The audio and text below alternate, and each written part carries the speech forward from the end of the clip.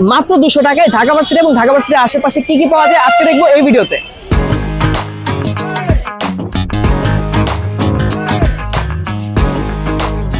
Fast food জেনারেশনের street food ভালো লাগবে কিনা জানি না, বাট আপনার যদি স্ট্রিট ফুড পছন্দ হয় তাহলে এই ভিডিওটা আপনার জন্য। বাই দ্য ওয়ে, ভিডিওটির শেষে কিছু স্পেশাল মেনশন আছে, অবশ্যই মিস করবেন না। স্ট্রিট ফুড ট্রাই করার জন্য প্রথমে সোহরাওয়ার্দী উদ্যানের একদম শেষ মাথায় রমনা কালী মন্দির রোডের দিকে যেতে লাগলাম। আমার সাথে আছে আমার দুই বন্ধু আরিফ আর আব্দুল্লাহ। ঢাকা শহরে এত গরম পড়ে যে ছেড়ে দেমা কেঁদে বাঁচি টাইপ অবস্থা হয় মাঝে মাঝে। যেই গরম, এই গরমে সবার আগে শরীরকে ঠান্ডা করা প্রয়োজন, তাই অর্ডার করে ফেললাম এক গ্লাস নিম্বু সোডা। আগে কখনো ট্রাই করিনি, তাই ভাবলাম দেখি কেমন হয়। খেতে তো ভালোই লাগলো, তবে হেলথ কনসিয়াস হলে আর দৃশ্যমান যে স্পাইকটা, এটা যদি প্রয়োজন না হয় তাহলে বিট লবণ ছাড়াই খাওয়াই বেটার। সো নিম্বু সোডার দাম 30 টাকা এন্ড আমার কাছে আর আছে 170 টাকা। সো 170 টাকায় কি কি পাওয়া যায় চলেন দেখে আসি। আমাদের পরবর্তী টার্গেট এবার ঝাল কিছু খাবো, তাই রমনা মন্দির গলির ভেতরে ঢুকতে লাগলাম। প্রায় 100 খানেক স্ট্রিট ফুডের দোকান তো এখানে এমনিতেই থাকে। সামনে যেতে যেতে দেখলাম এক দোকানে লুচি আলুর দম বিক্রি করছে। দেরি না করেই অর্ডার করে ফেললাম মাত্র 50 টাকায়। স্ট্রিট ফুড হিসেবে লুচি আলুর দম এইটা একটা রেয়ার আইটেম ভাই, অ্যান্ড অনেস্টলি বলতে গেলে খেতেও দারুণ লেগেছিল।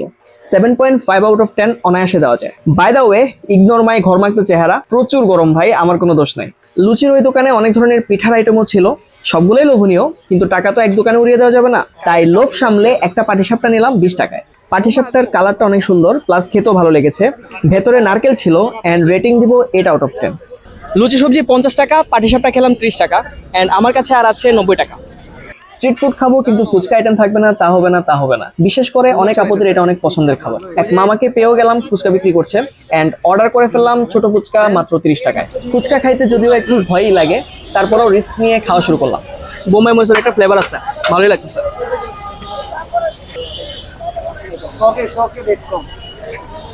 আমার ফ্রেন্ড বন্ধু হচ্ছে হেলদি খাবার খাচ্ছে আর আমি আনহেলদি খাচ্ছি, আপনারা কোনটা চুজ করবেন এটা আপনাদের বিষয়। সত্যি বলতে দুইটাতেই ক্ষতি, বাকিটা আপনার ইচ্ছা। ছোট ফুচকা খাইলাম 30 টাকা, এন্ড আমার কাছে আর বাকি আছে 60 টাকা। ফুচকা খাওয়া শেষে একটু সামনে গিয়ে দেখলাম রোলিং ফ্রুট আইসক্রিমের দোকান। দাম নাকি এক কাপ 50 টাকা। একটু দামাদামি করে 30 টাকায় নিলাম। আইসক্রিমের রোলিংটা দেখতে যতটুকু সুন্দর, খেতে ততটাই বাজে। সেকেন্ড দিয়েছে মনে হইলো, ফ্রুটের ফও নাই। যাই হোক, আফসোস করতে করতে সামনে এসে এক ছোট ভাইকে পেলাম, ডাবের পুডিং বিক্রি করছে। কথা না বাড়িয়ে এক কাপ নিয়ে নিলাম মাত্র 40 টাকায়। সো আপনারা হয়তো ভাবছেন এটার দাম 40 টাকা এন্ড আমার কাছে ছিল 30 টাকা। সো বাকি 10 টাকা কই থেকে আসলো?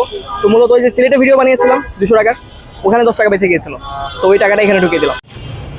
এবার স্পেশাল মেনশন, হাকিম চত্বরে চলে যাবেন, একদম লাস্ট কর্নারের দোকানে ফ্রাইড রাইস অথবা খিচুড়ি দিয়ে চিকেন ফ্রাইটা মাস্ট ট্রাই করবেন। খুবই বাজেট ফ্রেন্ডলি এবং খাবারের মানও অনেক ভালো। আর হালিমটা তো ট্রাই করবেনই, টোটালি ওর্থ ইট। কমেন্ট করে জানান টিএসসি এরিয়াতে আপনার পছন্দের খাবার কি। আপনার যদি কোনো রিকমেন্ডেশন থাকে তাহলে অবশ্যই জানাবেন। Thank you so much for watching.